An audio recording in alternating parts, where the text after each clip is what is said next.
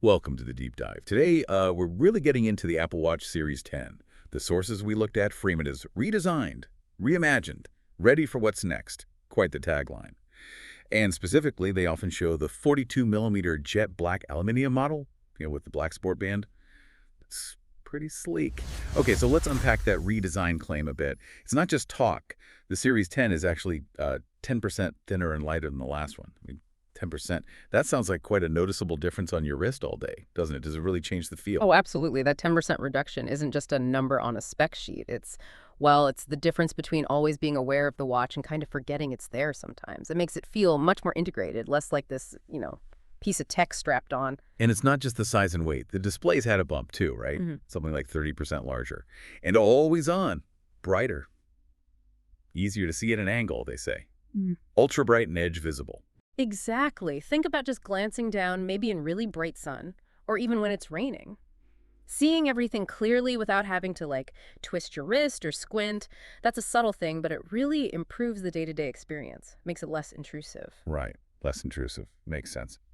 Okay, so beyond the physical changes, the new look and feel, what about the inside? Health features seem like a big push. Our sources talk about powerful health tools, things like the ECG app, which we've seen before, but also advanced sleep tracking. And then there are these new apps, Vitals, Translate, and even Tides, all running on watchOS 11. Yeah, the health suite is definitely getting more comprehensive. The ECG and sleep tracking are refined, but adding the Vitals app is interesting. It's about continuous monitoring, potentially spotting trends, and things like sleep apnea alerts. That's quite significant. How do these pieces fit together, though? Is it just more data, or does it actually, provide real insights? That's the goal, I think. It's not just logging data points. It's connecting, say, your sleep quality tracked by the advanced sleep tracking with potential alerts from Vitals or even sleep apnea detection.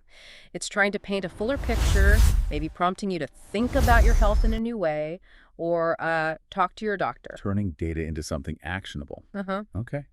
But all this tracking, all these apps, they need power. How is the battery life and charging situation? Good question. They focused on fast charging. Sources say 80% charge in about 30 minutes. A full charge takes maybe around an hour, which is pretty quick. 30 minutes for 80%. That's useful if you forget to charge it overnight. Yeah. What about the actual battery life? How long does it last? Well, the standard figure is still around 18 hours for typical use. So for most people, that still means charging it every night. But they do mention low power mode, stretching it to about 36 hours. And interestingly, for specific high activity uses, like, say, running a marathon, they estimate around 30 hours. So enough for a marathon, definitely. That 18-hour standard life, though, that's been the number for a while, hasn't it? It has, and that's definitely one of the points to consider. It fits into a daily charging routine, especially with the fast charging, making it easier. But it's not quite a multi-day device without using low power mode.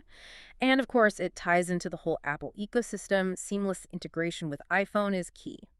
Okay, let's sort of sum up the pros and cons we're seeing here. On the plus side, definitely the design, lighter, thinner, more comfortable. That super bright, larger display sounds great.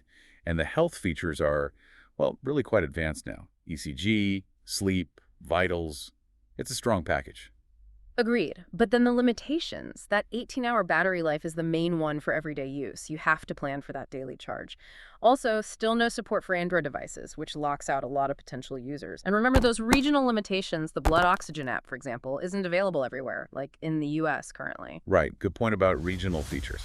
And the design itself, you mentioned it feels more integrated.